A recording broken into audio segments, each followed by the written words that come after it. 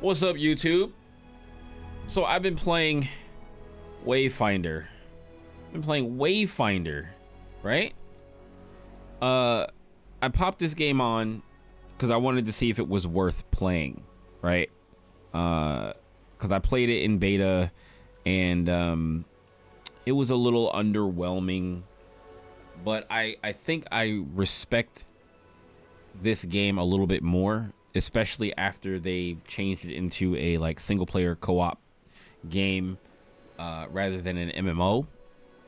And then after coming off of Throne and Liberty MMO, where everything is kind of like time gated heavily, where I wouldn't normally really care. I just don't have the time to be time gated like so heavily, where all the like bosses and stuff are challenging, right? But they are almost impossible to do unless you have a team. Like, I'm not gonna say impossible. They're not impossible to do, but like if your team doesn't know what to do, y'all are not finishing. Like, and I'm not gonna sit there and say that I know everything about the Throne and Liberty bosses, right? We've cleared some of them. You know, I did the first with the 20, 30, and 40 level boss, and then we did a couple of, I think maybe 2 of the level 50 bosses we cleared, maybe 2 of them. The rest of them, one of them was the first level 50 boss. Never cleared it because, did we ever clear it? We may have cleared it once. No, I think we did clear it once, but most of the other times that we attempted to clear it, it was just like people just couldn't grasp the simple mechanics that the boss had. And if everybody doesn't do it, then nobody gets it, and then people leave, and then you have to wait to queue up with more people. I just don't have the time. I don't care about people failing. I really don't. But to not be able to progress in the game because I just don't have the hours to put into it is annoying. And then I would love to be able to, you know, amass a ton of premium currency by grinding the missions and grinding the dungeons and stuff, and getting, you know, purple items and blue items and selling all this stuff on the marketplace to get the premium currency without having to spend any money. I would love to do that. Like, it seems cool to do, but I just, again, don't have the time to do that for it to be like a viable like way forward. But I did want to play something of the sort, like an RPG, action RPG, where, you know, I'm fighting bosses and going through dungeons and getting gear. And they changed the loot system in this game to be more like to have drops, whereas like before you had to pretty much craft everything. So you had to go around in the dungeon and gather all the crafting materials for the weapons that you wanted to craft.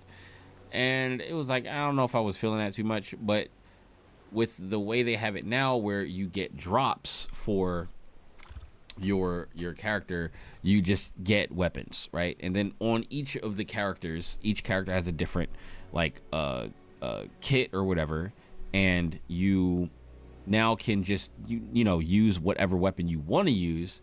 Like, I can equip this sword and shield on the gun guy, right? And use it, and you don't lose any of your you don't lose out on anything, right? If you want to build this guy towards being a sword and shield guy, you can do that if you want to. But if you build your character toward being a gun dude and you're using a sword, it's going to be a little bit more like weak or whatever, because maybe, you know, you don't have the proper stats and certain stuff. Now, I'm playing the game on challenging mode, the challenging difficulty. If you go, I guess gameplay difficulty is challenging. There is normal, there's story, there's normal, there's challenging, and there's heroic, right? I'm not gonna go on heroic yet because I'm not familiar with like everything in the game. I need to know all the stats and stuff like that. But I was like, I'll do challenging and try to go through it. There's a lot of enemies. There's bosses and stuff in the world. There's like world events. But all this stuff is definitely challenging to fight and not die.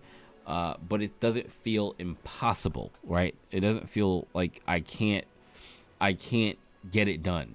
There's maybe 1 or 2 times that I've died so far since I've been playing it, but I'm not really like that far into the game. My character is level 8 right now, and I started playing. I would say, I guess I started playing 6.5 hours ago, because I started the stream and I was like, I'm gonna play Wayfinder. Earlier today I was playing something else, but I started this stream and I was gonna play Wayfinder. So I've been playing for about 6 hours, 6.5 hours or something like that, and it's been fun. Like it's definitely been fun. It's kind of dare I say, a breath of fresh air when it comes to playing a RPG, action RPG, where you have like an open world. The world looks pretty nice. I did have to turn up my textures on the characters and on my texture quality or whatever, because it didn't look that great when I first started playing, but my texture quality was on medium. Everything was on medium. So I turned it up to high, and I turned my texture quality up to ultra, and the game looks, good. It looks fair. I would like if maybe the sprinting was either a hair faster, and the startup for the sprint was like almost instant, whereas right now when you start running, right, like this is you, like, regular speed. When you start running, there's this little hop that he does, and I feel like that makes it kind of annoying. Like, it's just kind of annoying every time you do it when you start running, right? So it's like you're running slow and you do this little hop. Like, I wish that little hop animation wasn't there. It's a little tiny gripe, but that's, it is what it is. It's there. I gotta get used to it. And let me see if I can change this the run setting to hold, because controls, toggle sprint off. Okay, I think I want toggle sprint off. Enable targeting towards camera on mouse. On. Swap look and move button sticks. Aiming, friction, adjust time. Mouse smoothing off. Okay.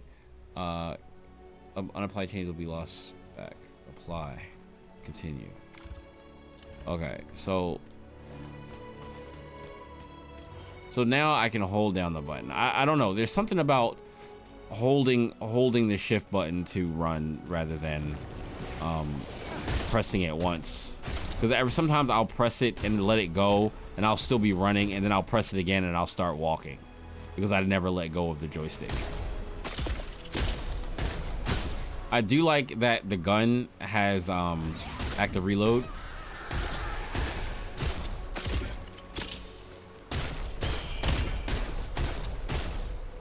And also it has not only active reload, but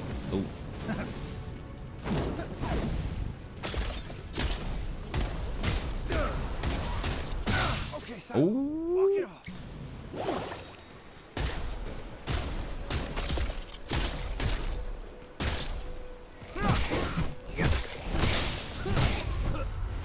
Oh, level 9. Bro. But it also has like aiming points, right? So when this yellow bar, when you shoot at stuff, this yellow bar goes up. That's like right in the center of the screen, next to where the ammo is. And whoops, messed up my active reload. There we go. That yellow bar goes up, and then it will cause you to get this like eagle shot, right? You'll hit something, and then a little red ball will appear on the enemy, and you shoot the red ball, and it seems like it does like either like a lot of crit damage or stagger damage or something like that, and it gives you a charge of your Q. And the Q is like, so that was it right there. You heard the eagle, and you see the little red dot, and then you shoot the red dot, and it does a ton, right? And then it gives you a Q charge. Your Q charge is like a shotgun for this gun that I have right now. See, I just don't like that little hop. The little hop is like annoying. I just want it to start. I just want my run to start immediately.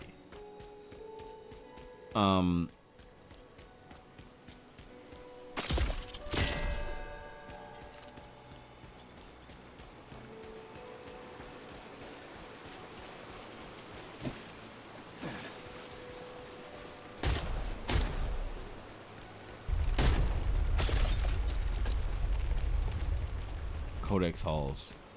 What was I talking about? So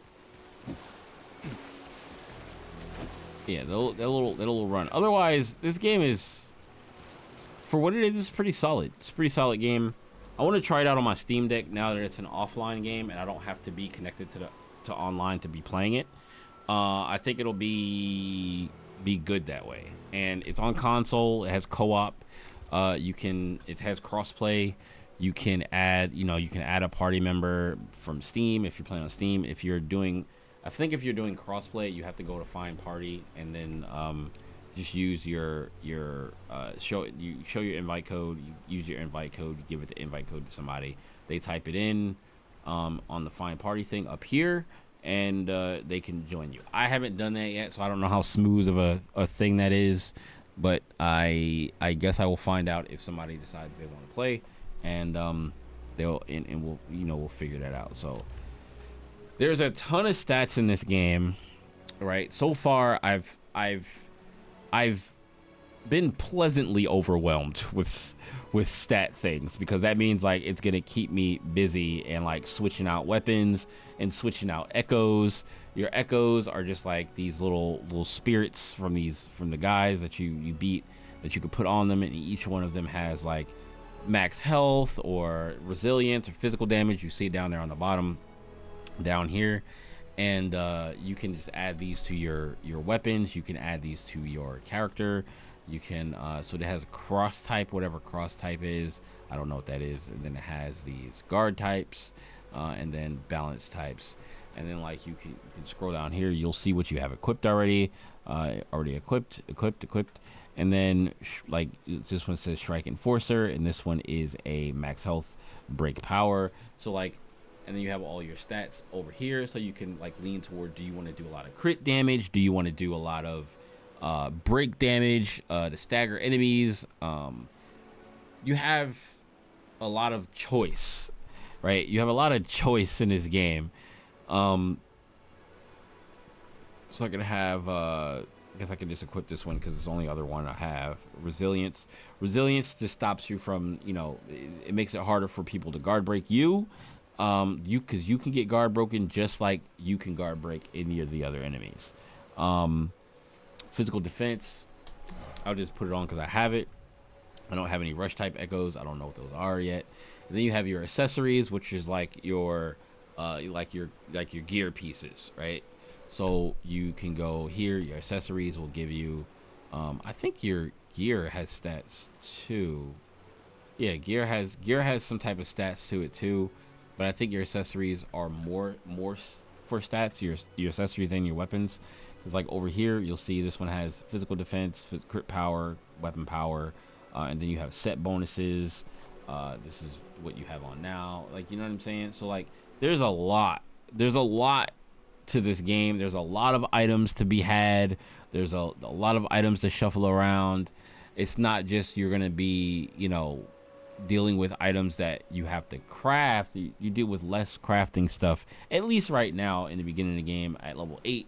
I think the max level is like level 30 if I'm not mistaken, but I don't know what goes on past level 30. All I know is the game is pretty solid. Right, the game is definitely worth a play if you're looking for like a chill like RPG dungeon crawler, something that's not necessarily like a Diablo clone, but this is like an action RPG. You can run around third person. You can use the gun guy. You can use the sword and shield. There's a dagger person, and then I think there's more more characters, right? There's more characters that go in here. So these are the first 3 that you can pick from. You can either pick this guy, he starts with a gun. You can pick her, she starts with dual blades or daggers. And you can pick this guy who starts with sword and shield. Progress further in the main story to unlock.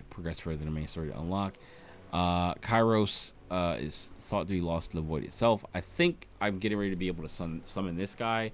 I do want to get Venomous, Venomous. She has she has a gun. She's another gun character, and I want to try her out. Then you've got Grendel and Senja and Laura, all characters you can unlock and play as, and I'm sure they all have different kits and like ways that you unlock them and stuff like that. So it's it seems pretty dense, right? Like, so you could view their abilities. Oh, I didn't even know you could do that. You could view their abilities. Characters look dope. I want to definitely try that Kairos guy out. He looks, from that one skill I saw, he looks dope. But we'll worry about that when we get to it. You've got Awakenings, you got Wayfinder rank, which allows you to